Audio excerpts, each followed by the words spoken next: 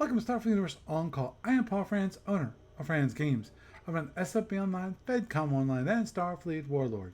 Just a reminder how to join us. We have TalkCast every Thursday night starting at 9:30 p.m. Eastern Time. You can either join us on the phone, just call 605-562-0444. Just follow the directions. The call ID is 17702. Or you can participate on the web. Just go to the TalkShoe website at www.talkshoe.com and search for call ID 17702. Or you can actually go for the best online experience, which is go to twitch.tv, yes, twitch.tv/SFU on call, and you will find us there. You'll be able to join the wonderful chat room and chat with Dave and Chris and maybe Iggy and all the folks there that join us for the podcast. And of course, if you need to contact me for any reason, my email address is sfuoncall@gmail.com. That's sfuoncall@gmail.com. Also, you can follow her on Twitter or X or whatever they're calling it these days. My personal account is Paul Franz, PAUFRANZ. There's no T in that. And also, of course, the podcast account, which is SFU On Call. And of course, my business account, which is Franz Games. That's where you can see what's happening on SFU Online, FedCom Online, and Starfleet Warlord. And of course, it's lovely TalkCast gets into a podcast available on iTunes and various other feeds around the net. When it comes to news from the AV this week, there is nothing. The StratCon is going on at Amarillo. So, Steve's been helping out a little bit with that and talking to people about it, which is always awesome. And this week's found on the online store is GURPS Romulan book.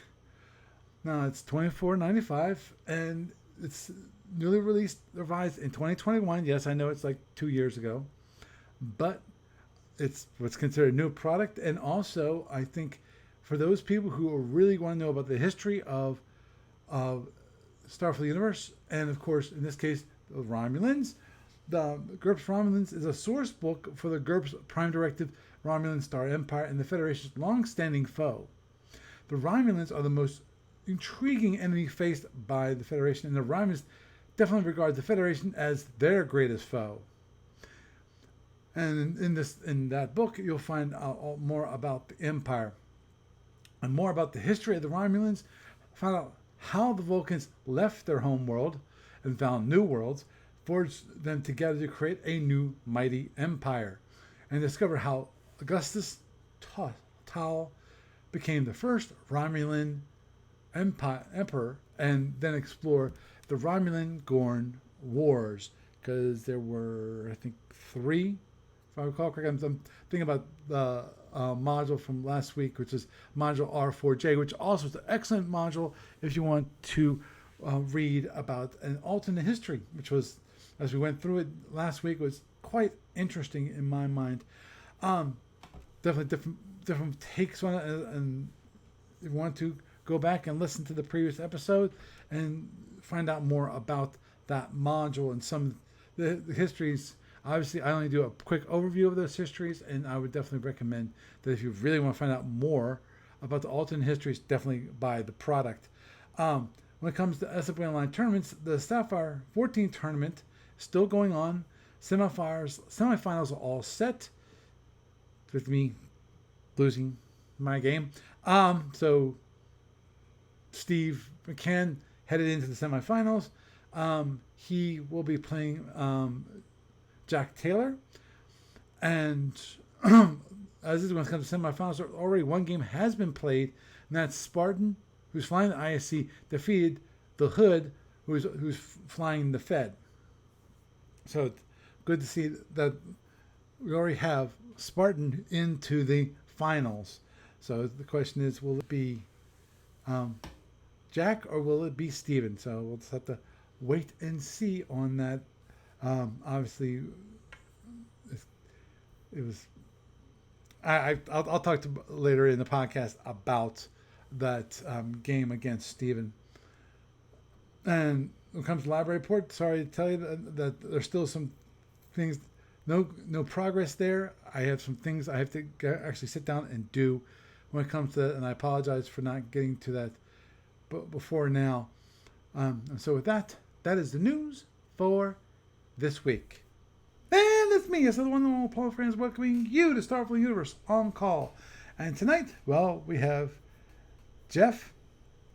How you doing, Jeff? Hey, everybody. And we have Doug. How you doing, Doug? I'm here. How are you guys doing tonight? Good. Doing good. StratCon's been fun. There. And before we start on my topic, I figured we would start off with a quick, or maybe not so quick, update from Jeff from StratCon. How was StratCon? At least so far. Well, it's still ongoing. We've had a few people come and go. I think we're going to run till a wrap up Saturday evening. The scenario this year was Heart of the Storm, which is everybody piles on the Federation, but the Federation gets the economy from HE double hockey sticks. They get quintupled starting SIT based on the fact the ISC's involved, and their production is quadrupled. Dang. He has been running into problems where he doesn't have enough production to cover all of the money he has. Oh, okay. Now, this sounds like this would be highly unbalanced, and you'd be right. The thing is that it's not so unbalanced that it doesn't work. Right. And we just finished Coalition Turn 3, and we started for real Saturday afternoon. Mm-hmm. We've been averaging about one half of a turn per day, because there's 8 of us. Mm-hmm. It's just been going crazy. Just briefly, for those of you who aren't familiar with Federation Empire, yes.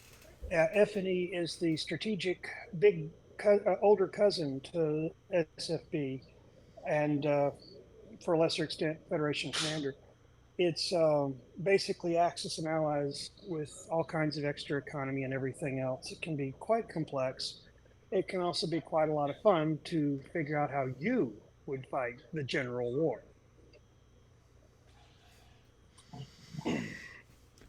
And they've got all kinds of different scenarios like this one to play different what if games.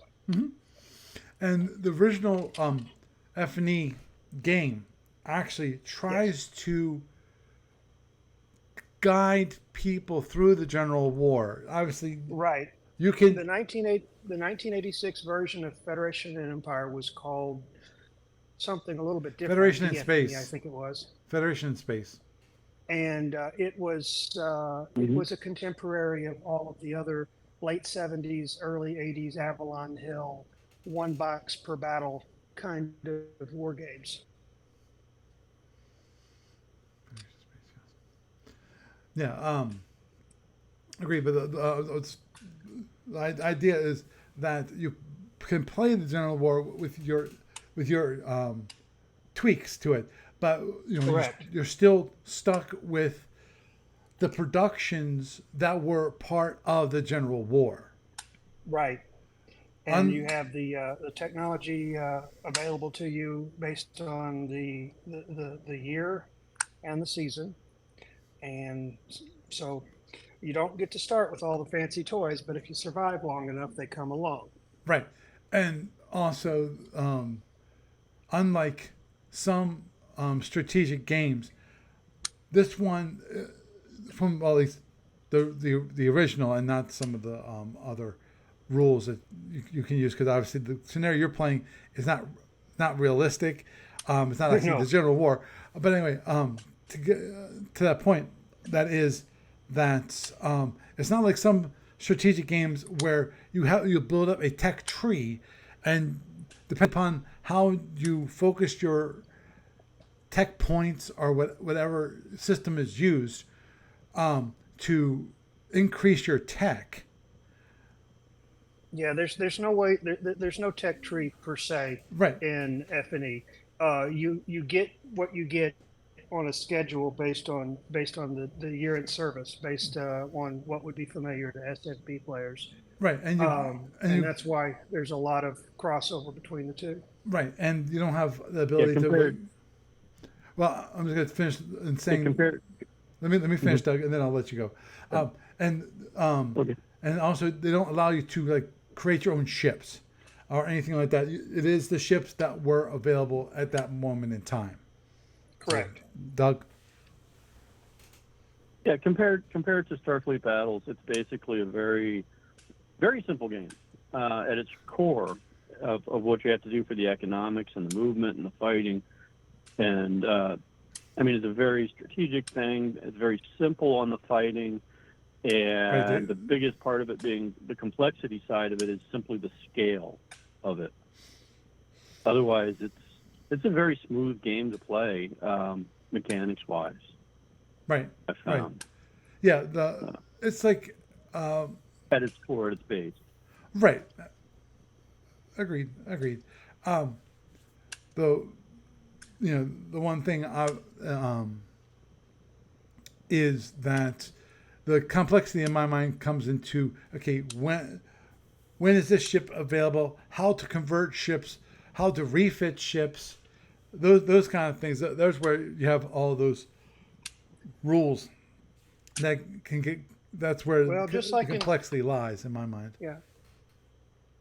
Yeah, just like in Starfleet Battles, where there's never enough power to do all the things you want to do on a given turn.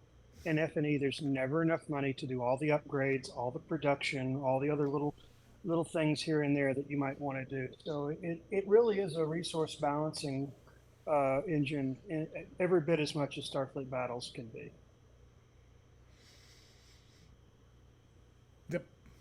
Yep. And so. Yeah, F&E. I've never played F&E, and Lord knows, F&E sounds like it from the games that I've watched, or at least poked my head in on. It takes a long time to play out the General War. It does. Yeah. You're committing to Yes, it does.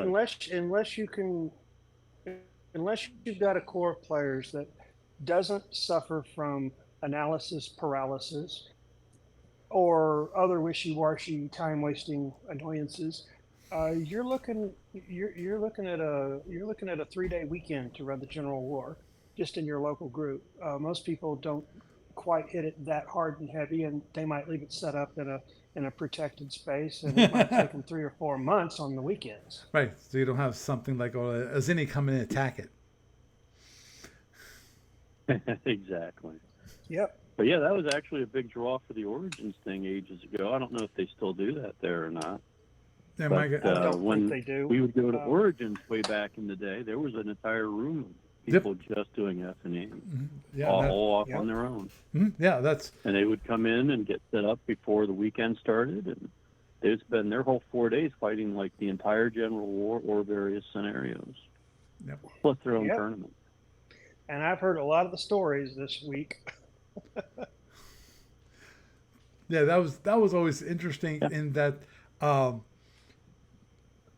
you weren't supposed to bring food into the space. They brought them in anyway. We know nothing of what you speak. Oh, for those people who don't know, Doug used to actually help run the con. So Well, yes. not so for he's Sergeant I Schultz. actually I know was part nothing. of the staff for Origins for about 4 years. Yeah. At a certain point in time, you have to you pretty much have to know when to turn a blind eye and when to raise a stink. Agreed, and Well, it's a bunch of veterans and others and stuff. They got their way. Yeah, without raising a big fuss and making a stink or being obvious. mm-hmm. Yeah. Yep. Sometimes subtlety is best.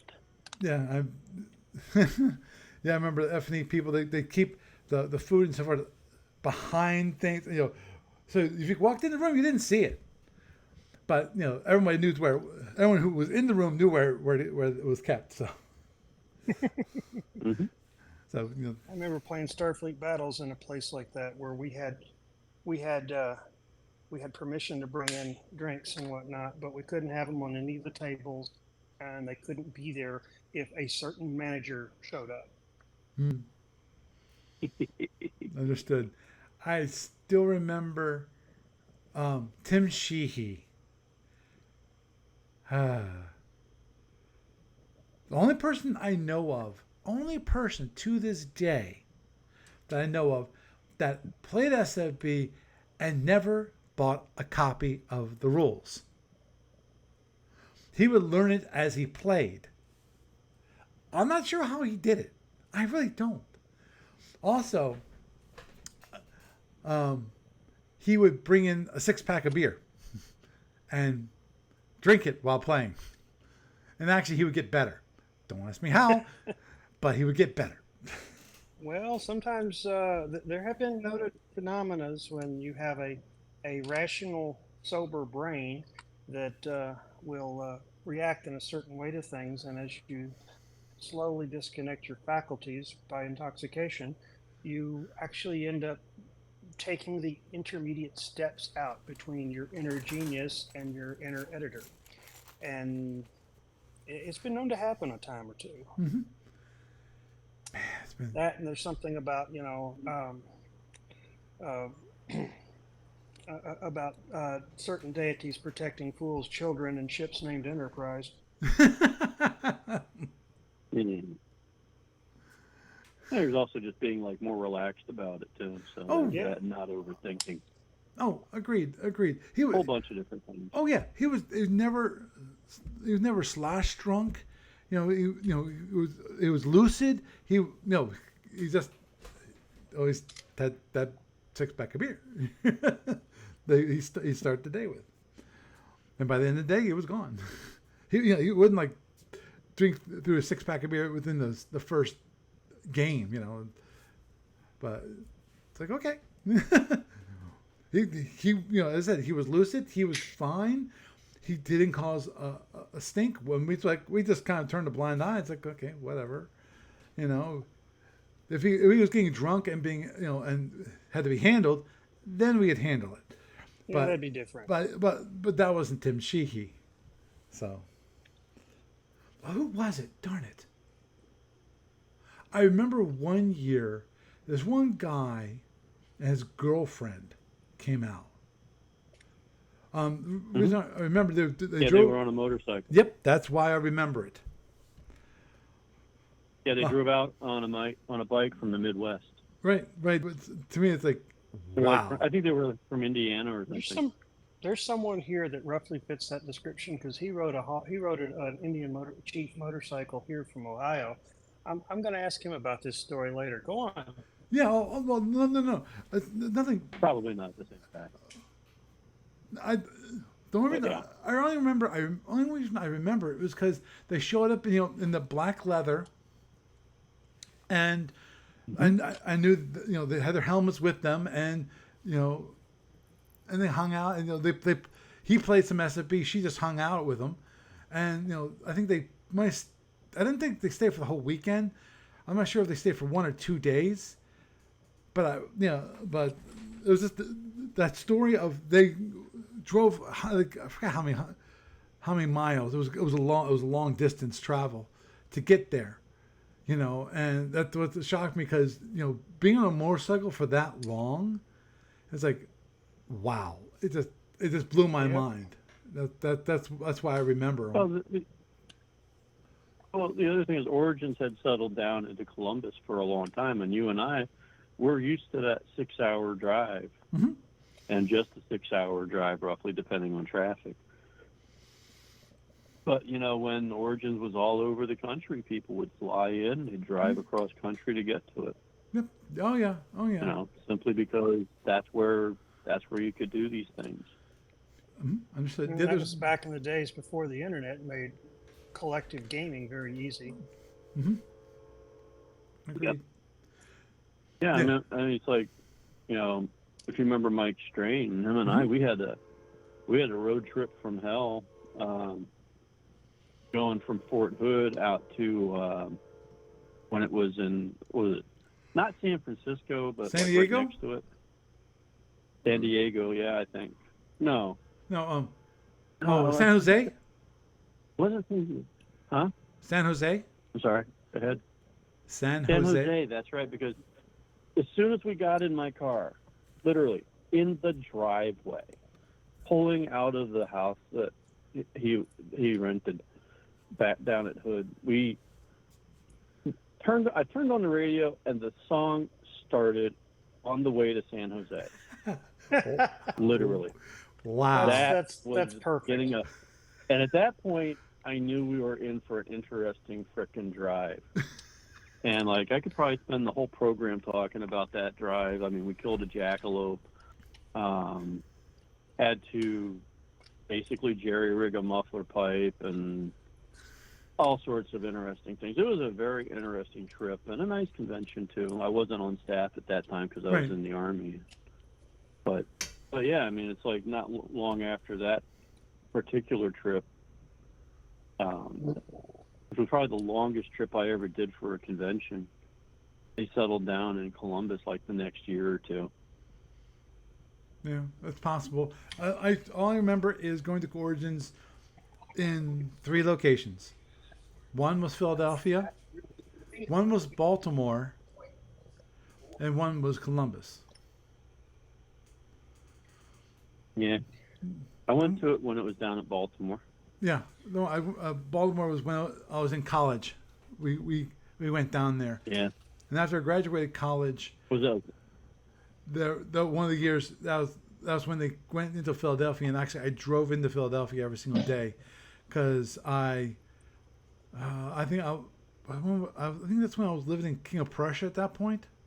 I think I was living in King of Prussia, and I just drove into Philadelphia every day, just because like it was so close. It's like why get a hotel when I can just drive home? Mm-hmm. Makes a lot of sense. It makes it cheaper too.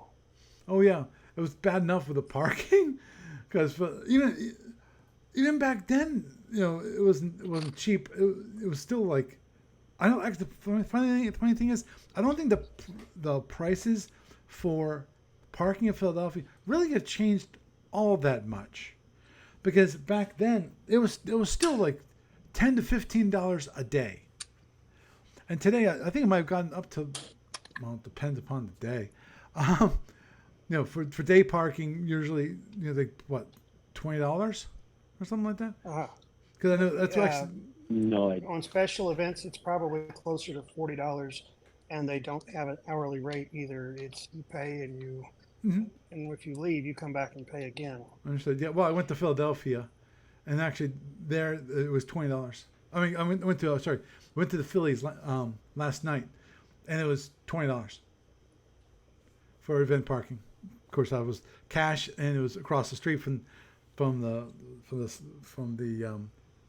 Citizens Park, but it is what it is. Actually, overall, it was a good game. I enjoyed it.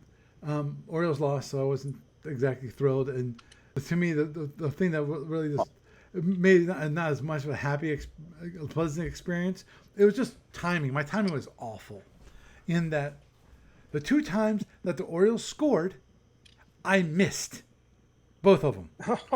Oh. So I got to see the results. I just didn't get to see it happen. Like the. That stinks. Yeah, the Adley Rushman, 3-run home run. So, because think of the 3-run home run, you've got the build up to that home run. You got one guy on base. Oh, that's great. Got a second base. Oh, wow. They got another one. Okay, Adley comes up the bat.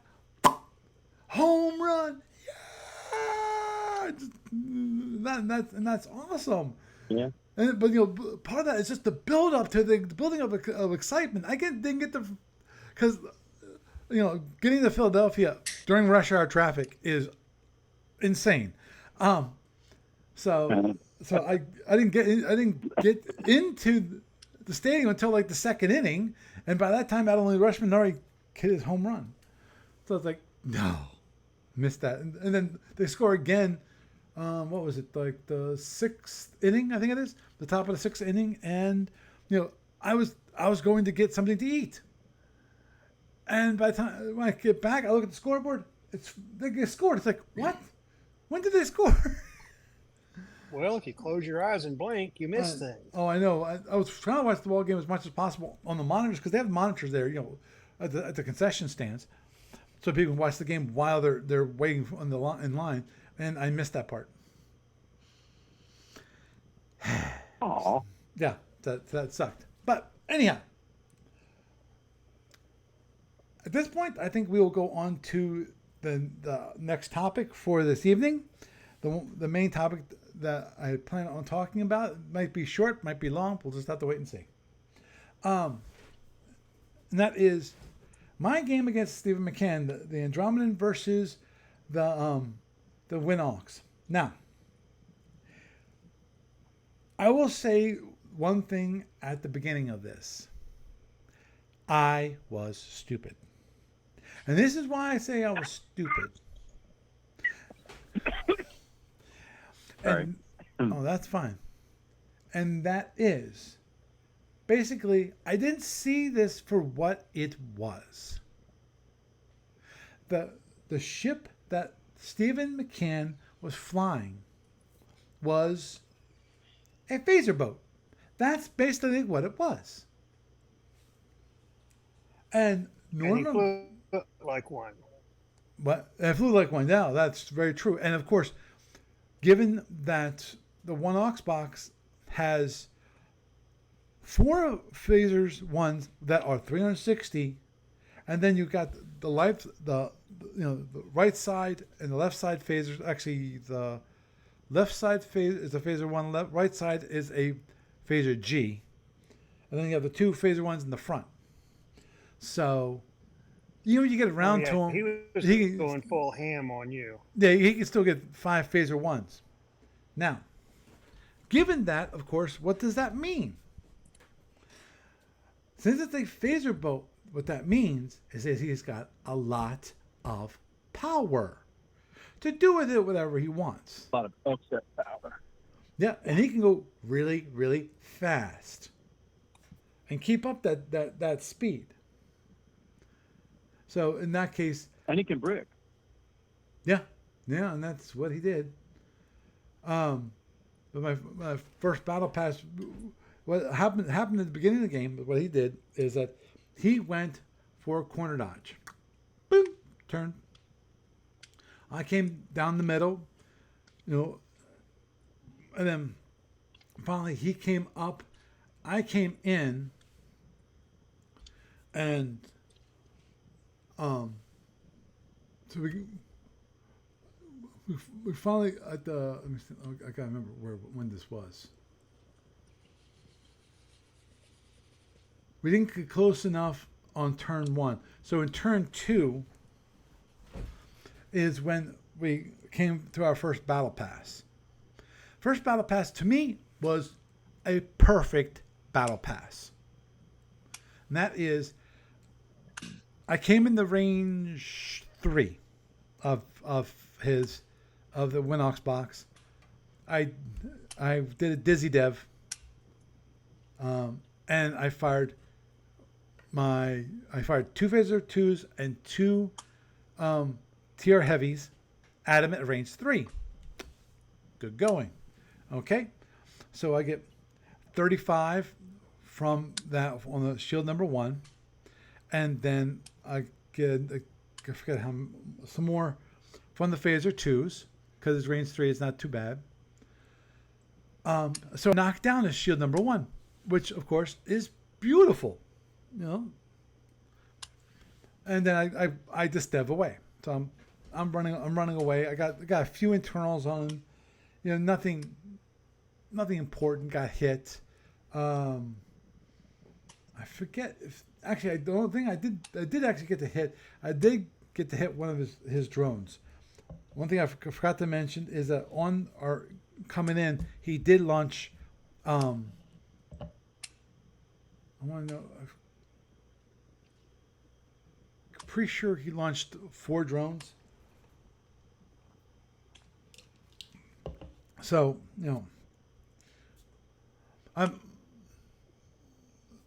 So I did lift away, and I'm running away from his drones. Of course, he's turning his ship so he's no longer facing me. So we spread out a little bit. Come around, and I gotta think about this. Knocked down, yeah. I knocked down two of his drones.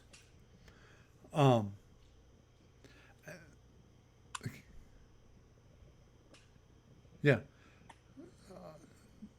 Actually, no, he had three drones. At that point, I'm not sure why he only had three drones. I think, but anyway, they were chasing me. I was able to. He had fired his 7 phaser ones at me, so my front panels got beat up some before I stepped away. And when I ran away, his drones kept on chasing me, and to do a little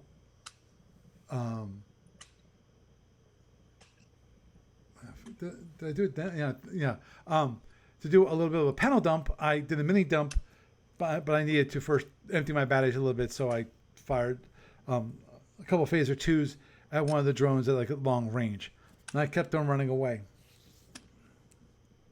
We come around for the second battle pass on turn 4. This is where I make my big mistake.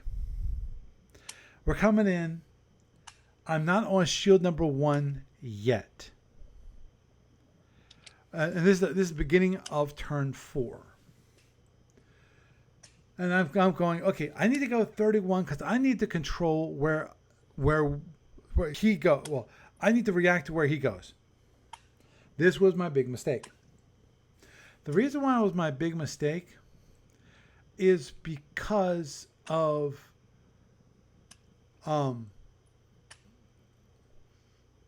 had previously headed I think I had to head away to get away from his drones. Was that the right one? Yeah. So I already used up one of my heads, and I didn't want to head in close. I wanted to be able to turn. I didn't realize I needed this, which I needed to turn in front of him so that I was hitting him on shield number 1. But no, I went 31, so I ended up firing on shield number 5, range 2. Problem with this, of course, is I'm not sure if y'all realize it or not, but what it means is that he's got 5 phaser 1s all facing my rear panels at that moment in time. Which you filled up with a mini panel dump. Yeah. So How bad was the savaging, Paul? well, at that point, this is where things started going downhill at this point, because of he got to hit me range 2. This guy, the phaser G was on the left side, not the right side. So he got to hit me with full phaser Gs at range 2, and it's of course he's got the rear extended phaser, which is an arc at this point. So fires me with that phaser 3, and of course the other 2 phaser 3s that are 360, and of course the 4 phaser 1s. Gets a few internals on me. Unfortunately, he knocks out 2 of my phaser 2s. He knocks out all of my whatchamacallit? All of my padding. Didn't get any batteries. Didn't get my TRs, but he also got some power. This is where things are going downhill. I went, okay. I think I can survive. I was wrong. I said that was my big mistake. Because if I would gone slower, I could have turned into him and have it so I got on this shield number 1, in which case I would have gone directly on down shield. So instead of only being able to hit him, his rear shield, which, 24 points of shielding there, I could have had 24 more internals, on him, because I got some internals on him too. And so I run away, and I get caught up in the corner. I go down and up in the upper left-hand corner, and at that point I've got 3 drones which are following me. And unfortunately, I only have 2 phaser 2s that can actually hit the drones, and because the problem is I'm running out of power here. Always a bad Yeah. thing. And Drawing. on the turn, okay, we're coming up on turn 6, coming on the final battle pass. Is it? No, actually, no, we don't get a battle pass. This is turn 5.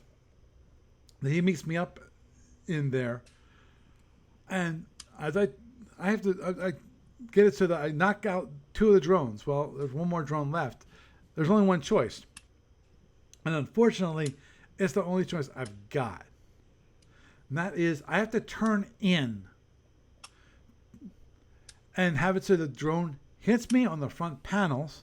Because if it hits me in the back panels, I'm totally toast at this point. So, hits me in the front panels. Oh, I forgot to tell you, on that second battle pass, he got a panel. Ooh. So I only had 3 panels instead of 4 panels on the rear.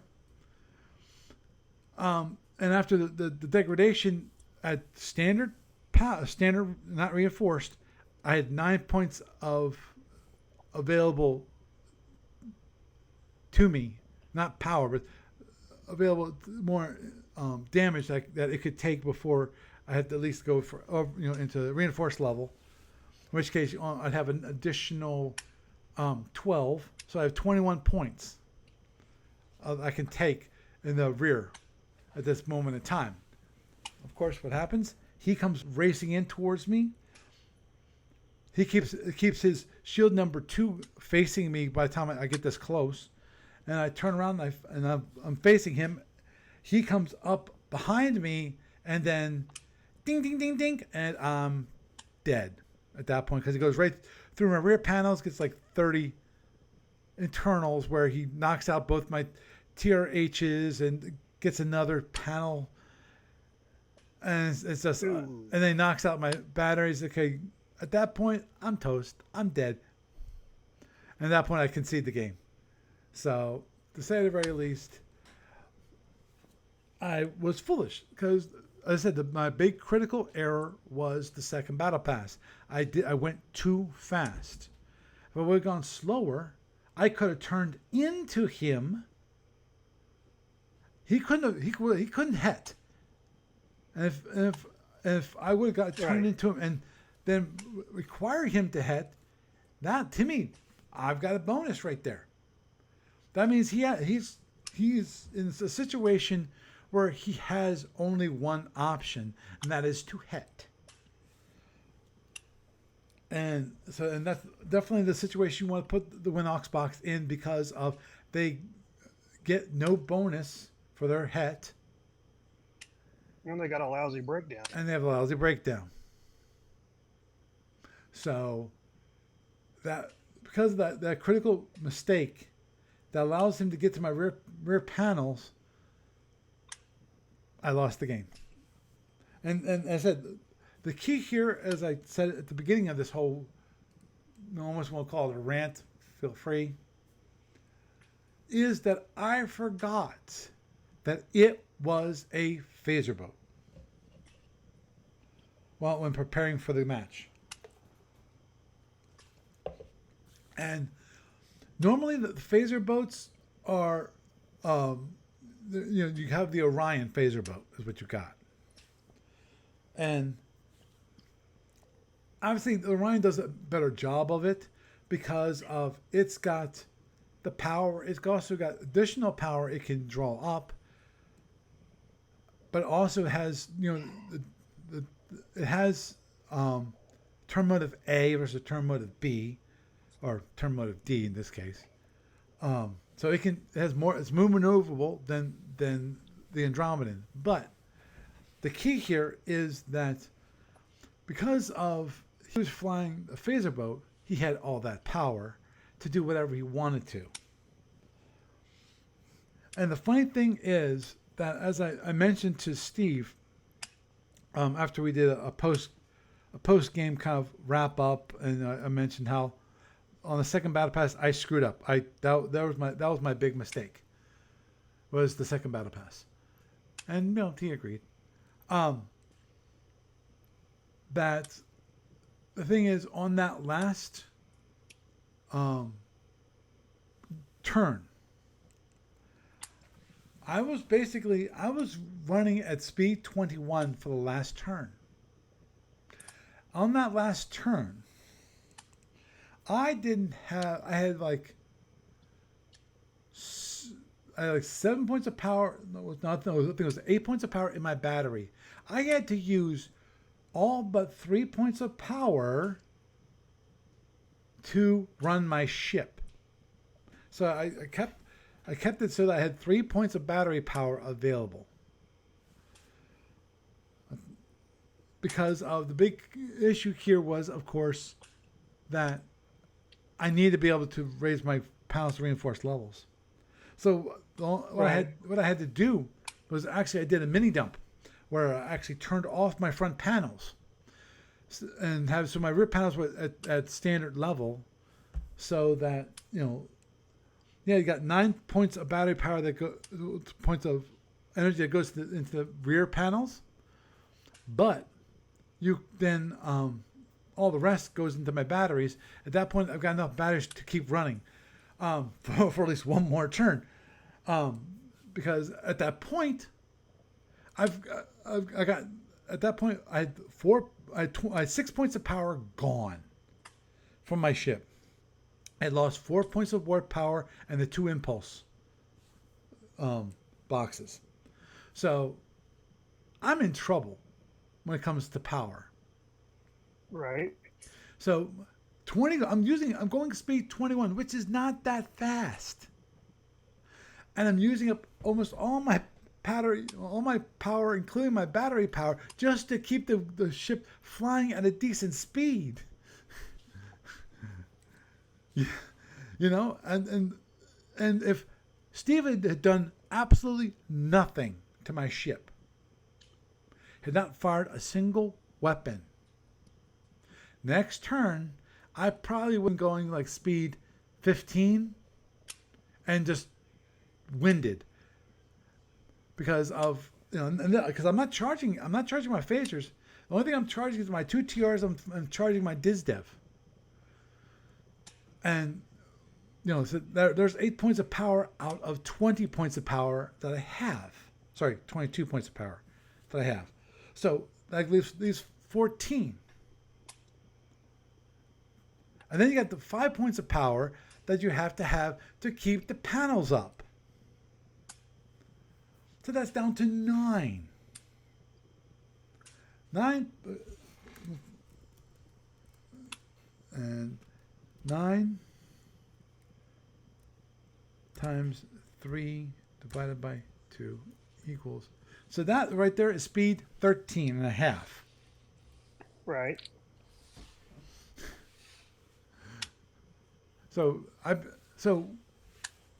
without batteries, I'm going speed 13. You want to talk about death? Well, Steve just ran you out of power. Mm-hmm. Ran the batteries dry, and that's usually when Andromedans start dying. Well, yep. And as I said, the key here was that he got the internals and knocked out my power, knocked out a panel, and also, of course, knocked out 2 of my front phaser 2s. Because if I will still have my front phaser 2s, I could have killed the drones and kept a distance. I feel like I could have at least kept a distance from him, and possibly, if I Yeah, Yeah, it's a hard thing to second guess. yeah. Oh, agreed, agreed. Um, so as I said, the critical thing is that I forgot that it was a phaser boat. It's what it comes down to, and didn't try to play it as such. What could I have done differently overall? Oh yeah, yeah. Right? Okay, okay. When it comes to the first battle pass, I didn't think I did anything wrong. I think I did it perfectly, and that is I knocked down his shield number 1. So that means that the 2 phaser ones he's got in the nose, they're FA arcs. So if I get out of the FA arc, I don't have to worry about those 2 phaser ones. So, yay. So I can decrease the amount of that. But as I said, the second one is where he actually got to range 2 on the rear panels. That was a critical mistake by me. Now, I have to think about this for a moment, because I don't remember if I had the ability and just chose. I got greedy. I think I had the ability, but I got greedy, and that is I think I had the ability to actually side slip out. So it would have been a range 3 on shield number 6, which I'm not sure if shield number 6 was reinforced or not. We got a little moment here. Maybe see if I can bring up the game.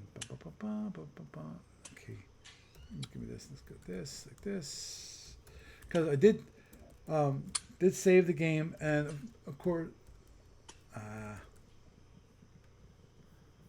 me see if I can. I might not be able to load it using. I might have to do some more futzing to get it to load. Let's see if I can. Let's see if I can bring it up. And load game, and because I did save it, and at the end of the games you're supposed to reveal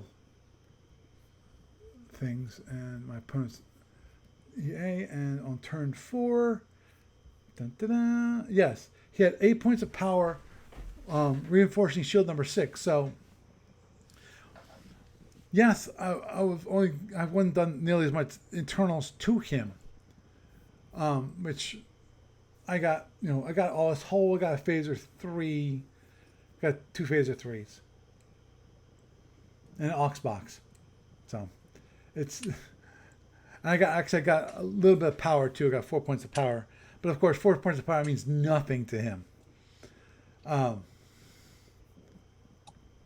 yeah, he had 8 points of power into reinforcement for shield number 6. Right. So I wouldn't have been able to do. I might not have gotten any internals whatsoever, but he wouldn't have got any internals on me whatsoever. And if you think about it, if I would have side slipped out to range 3, off shield number 6, then I wouldn't have got as much damage. That's fine. He wouldn't have gotten the rear panels, and I could have jumped away. Most probably his shield number 6 would be either completely toast or close to it. And have it so that, he'd have two shields right next to each other down. So that would make it even easier for me to, on the next battle pass, if I have all of my facilities, to come in for another battle pass and actually hit him on a down shield. And he would have had fewer drones in the rack to deal with too, for that matter. Yeah, because as I said, on the first battle packs, I knocked out his one drone rack, and with that one drone rack gone, he actually did repair it, but of course he repaired it to protect his other drone racks. So that get next set of smart. Yeah. Oh yeah. Agreed. And I'm not sure what he set up his raids to be because at the beginning of the game we both set up our guards. Which actually the funny part is the first time I've ever done that. Um, but I knew that it was going to be a game where I had the possibility where he might actually get on a down panel. So it's like, okay, let's protect, let's guard everything I need to guard. As I understand it, the only way he can hit and run an Andromedan is if the panels are turned completely off That's correct. or they are completely battered down to nothing. Yeah, As in damage, all degradation. boxes damaged. Yeah, the degradation completely degraded. That's the only two possible. No, a completely full set of panels or a completely degraded set of panels still has just enough absorption capability to absorb the transporter signal. I do remember seeing that once upon a time, though it may have changed. Right, right. I'd have to double check on the degradation. I know definitely for full panels that is definitely true. And the panels actually have to be off for them to do that. Actually, look, I'm just doing something which I really don't want to do, but I want to look at anyway. Yeah, that looks just ugly. I'm going to do this real quick. Okay, this will, and that is. I just want to show people that are watching the video. I want to show them what my ending crate looked like. It ain't pretty. No, that certainly is not. Yep.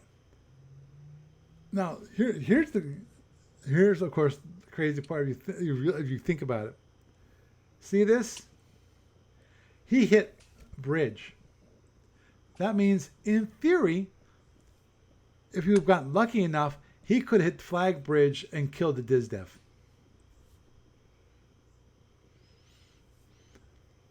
So. You were two control boxes away from going uncontrolled. Well, I don't have that many control boxes to begin with. No, Actually, the Andromeda really doesn't. Well, I got 5. We got the 2 bridge, 2 Oxcon, which I had both of them gone, and an Emer. And as is, it's just like the Orion. The Orion doesn't have that many control spaces. And for those watching, I'll show you my opponents. Here's what my opponents look like. Shield number 1, down. Shield number 5, down. With a few internals here, including both phaser 3s are gone. Drone rack is actually repaired. I'm not sure if he had actually started to refill it or not. Hull boxes are gone. And only 3 cargo is gone. So he's plenty to protect his batteries. And if you notice also, see here, ding, ding, ding. I have 1 PA panel left on my rear panels.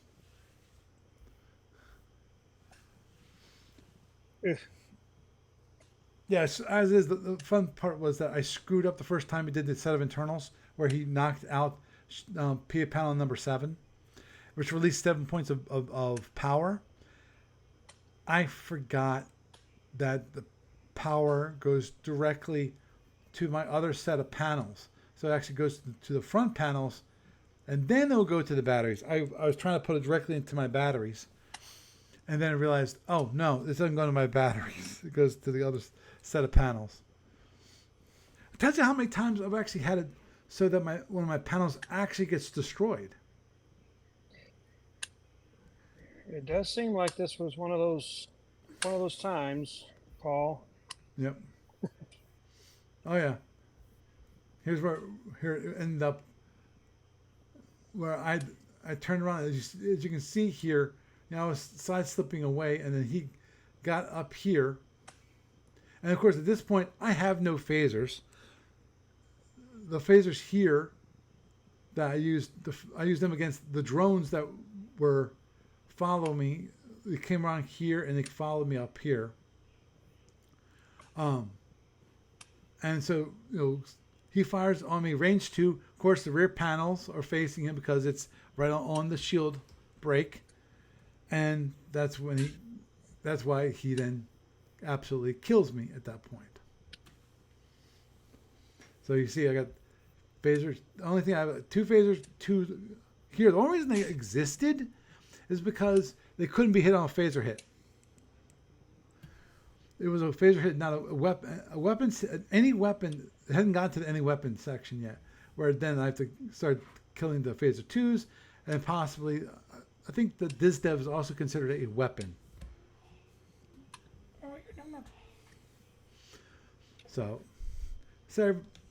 no, it's empty. See, it's empty. Goofball cat. Sorry, got distracted by my cat. But As one does. yep, my little Zinty. So it was an interesting game, but as I said, I forgot that it was a phaser boat, which means it had lots of power and didn't have to use much power for actually firing its weapons. Because it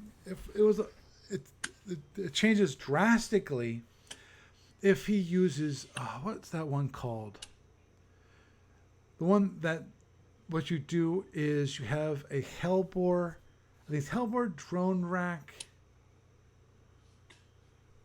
I think it's Hellbore drone rack, phaser 1, and disruptor. I think that's the package, or the one where you have 2 disruptors and 2 Hellbores. And then you take all drones and the others to shield the hellbores. Yep.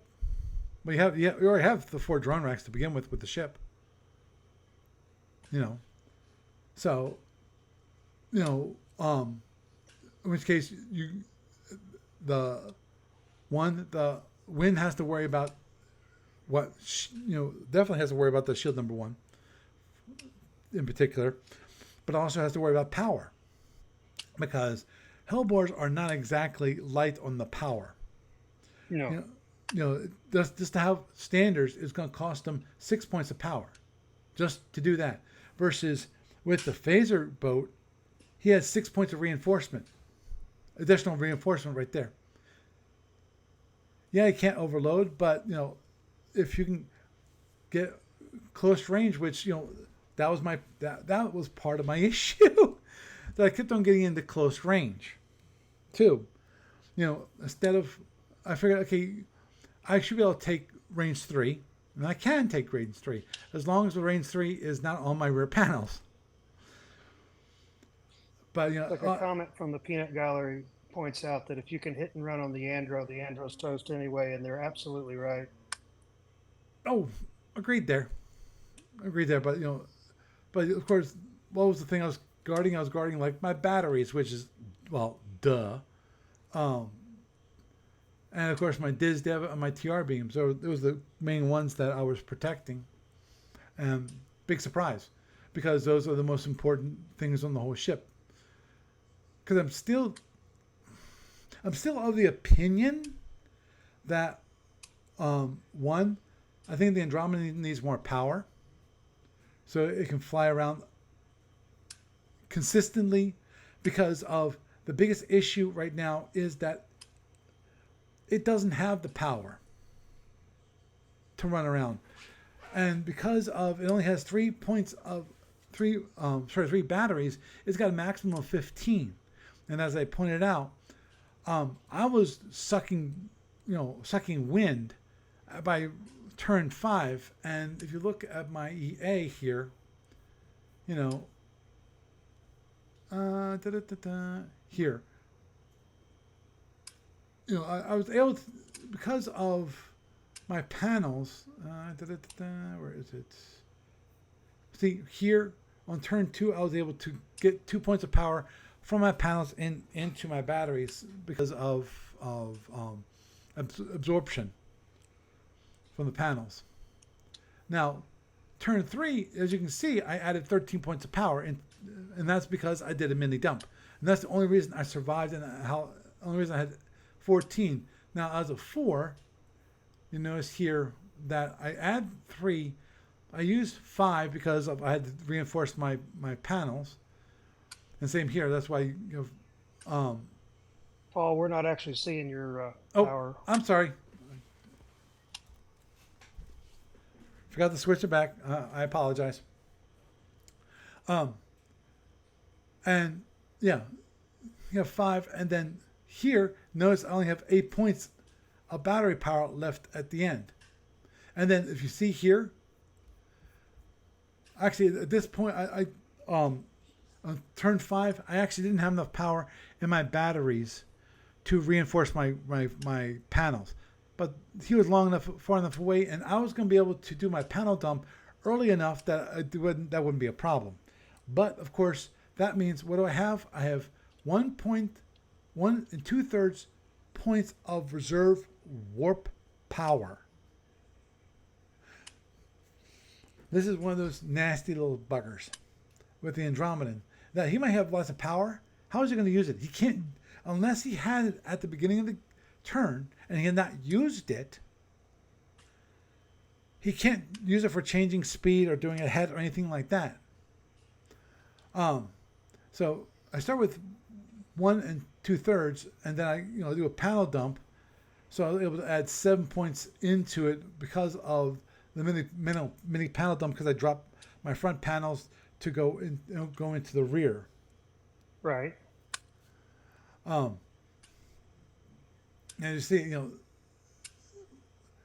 have 1, 7, and 8. So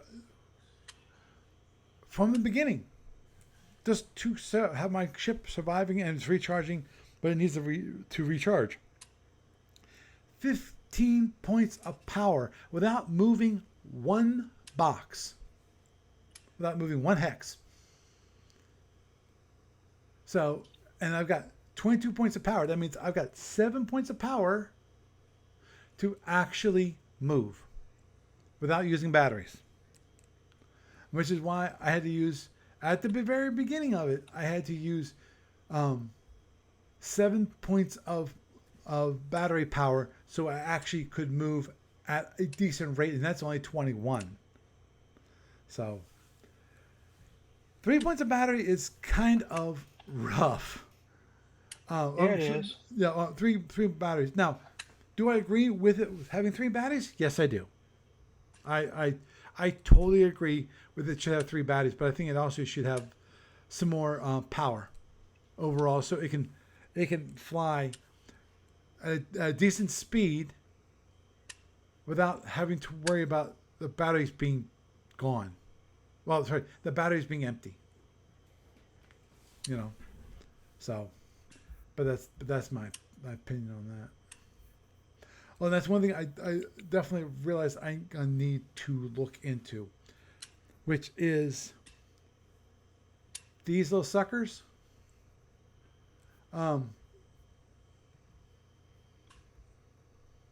See that? When the point of turn and point of slip move, it shows a line. And so that's probably one thing I should turn off of those, which is the tracking. Yeah, that would be a good idea.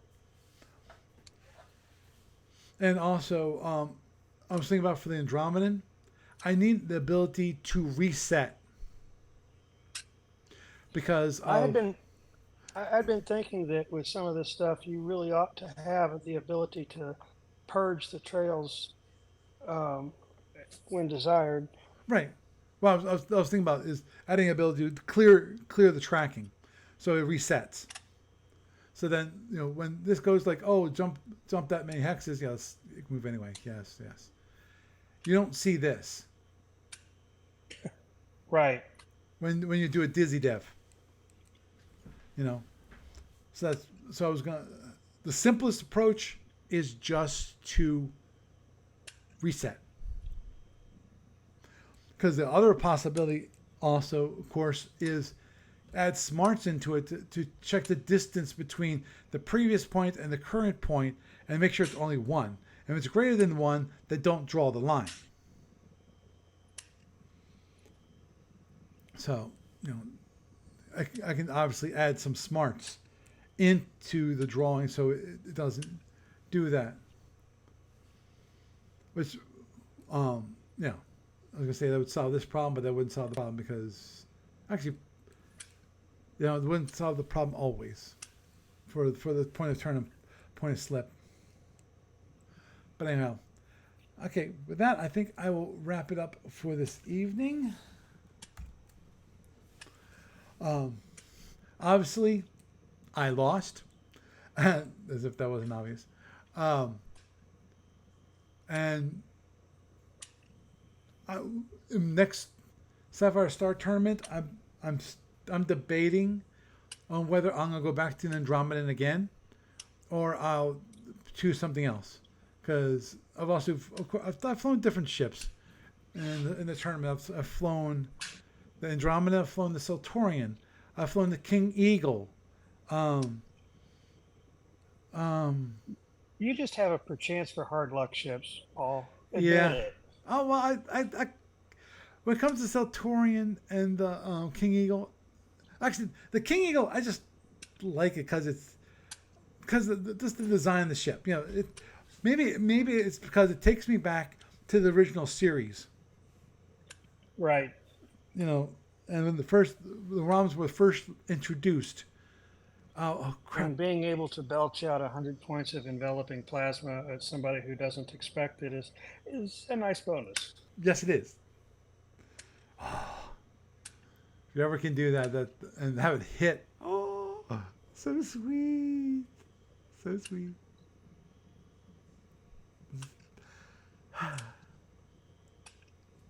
Beautiful. Anyway, yeah. So, I'm debating. I plan on doing at the moment for the next Sapphire Star tournament is to wait. I.e., see if there's anyone else who wants to play first, and if it's been like 2 weeks and they still haven't got it filled up, all 16 slots, then put my hat in the ring. And also, that sounds fair. Right, and also with the next one, try to do what I did this one, which is I actually sent out a notification to all the players of SFU Online that the Sapphire Star tournament was started. Well, not started, but accepting signups, and that you can sign up. And I think that helped this time. That helped us get things started quicker than just having it so it was posted to the discussion board, because I'm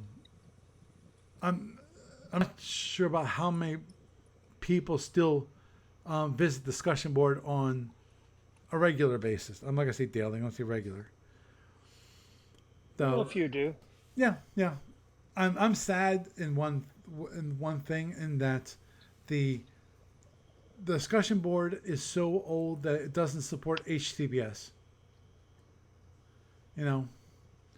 When the rest of the world is doing that, and also browsers are becoming to expect it.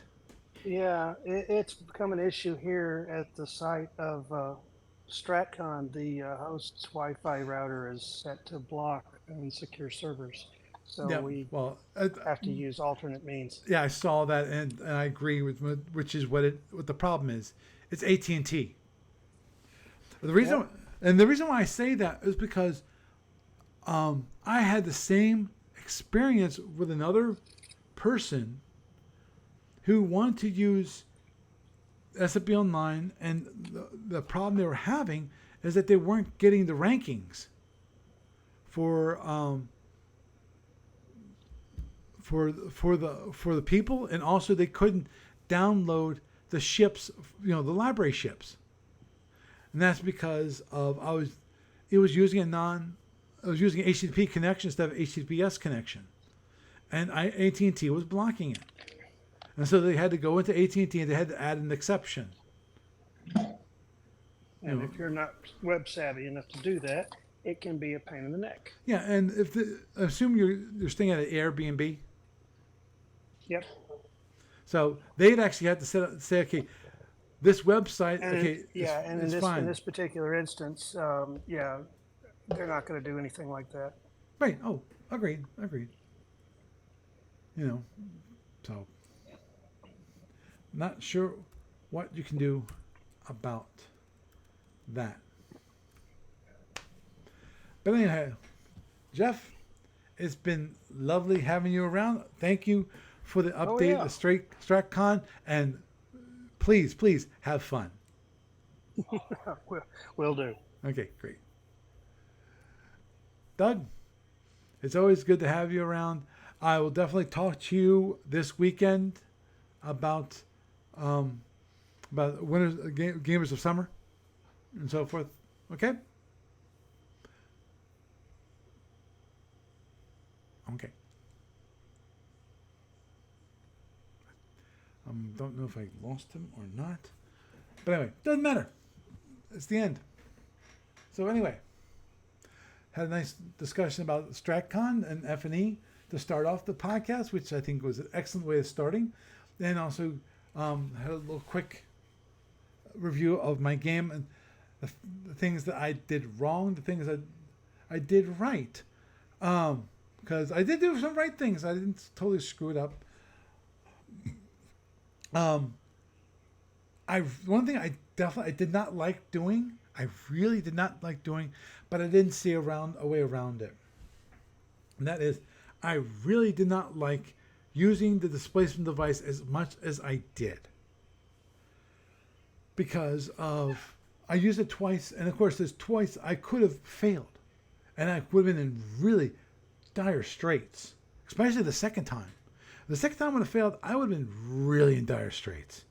Really dire straits. Because there's a possibility what you might want to have done is, I'm not sure that Steve would have done this, but he could have done an immersion distillation, possibly, so that he could turn around and get more phasers and hit on my rear panels. And I'm not sure if he would have done that, because it would have been like range 5 by the time he got. Actually, that would be an ED, not. He could have gotten 1, 2. It would have taken him 3 impulses, because he'd have to stop, tack warp, impulse warp, impulse tack. So I'm not sure if that would have been viable, but it's one thing he could have done. But in any case, I didn't like relying on the DizDev to get out of the situation. I definitely will want to think about that ship again, and how is there a way of playing against that ship that doesn't require you to use the displacement device, or can use it in a more tactical advantage. Because as I mentioned before, when talked about the South Carolina versus New Jersey ways of playing the Andromedan, and the New Jersey is to basically use the ability of the Andromedan to use the displacement device to tactically place it yourself, and if it fails, okay, you don't. But also use the maneuverability of the Andromedan ship to do a knife fight and get it so that you can get it so he hits your front panels, and you can do the panel dumps close in without having an issue, and so forth. So I'm not sure if there's a way of doing it. There might be a way, may not be a way. But anyhow, with that, I am Paul France, and I bid you a good night.